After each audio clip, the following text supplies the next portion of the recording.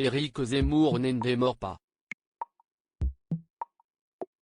Depuis des années, et son violent clash avec Absatoussi sur l'antenne de C8, le candidat à la présidentielle 2022 est parti en guerre contre les prénoms. Dans son dernier livre, La France n'a pas dit son dernier mot, il annonçait d'ailleurs vouloir rétablir les lois dures de l'assimilation, s'il était élu président, et notamment l'obligation de donner des prénoms français aux enfants.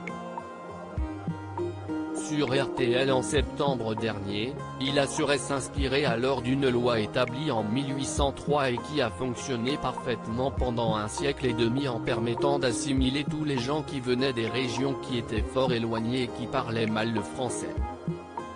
Et si cette proposition a pu étonner, Éric Zemmour n'est pas prêt à l'abandonner. Sur les ondes de France Inter ce jeudi 16 décembre, il a d'ailleurs pris Léa Salamé à partie. Alors que Nicolas Demorand lui disait que s'il était élu à l'Élysée, les musulmans de France ne pourront pas appeler leurs enfants comme ils l'entendent, Éric Zemmour a pris l'exemple de celle qui, comme lui, a travaillé avec Laurent Ruquier dans On n'est pas couché. Demandez à Léa ce qu'elle en pense. Elle-même, quand elle est arrivée à Paris, elle s'appelait Ala. Et elle a changé de prénom. Elle a bien fait car ça a favorisé son assimilation et son acceptation, a lancé le candidat à l'Élysée, avant que Léa Salamé ne le reprenne à ce sujet, en expliquant qu'elle avait également gardé son prénom libanais de naissance.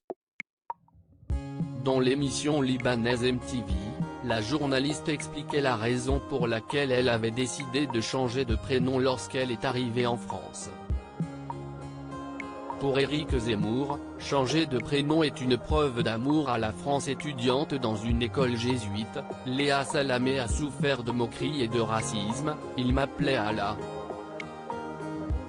Je me souviens avoir été voir mes parents, quand j'avais 12 ou 13 ans, et je leur ai dit, je ne vais pas assumer en fait, racontait-elle. Peut-être, sans doute, je rêvais d'un destin en me disant, ce prénom va être un problème pour moi.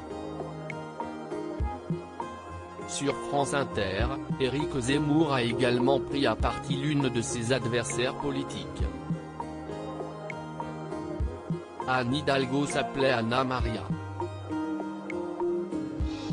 Et si est très bien, si est tout ce que je veux. Ça s'est fait comme ça pendant des décennies. Tous les Italiens, les Espagnols l'ont fait. Si est ça la France, a ajouté le candidat à l'Élysée, pour lequel changer de prénom est une preuve d'amour à la France. Loading DJ.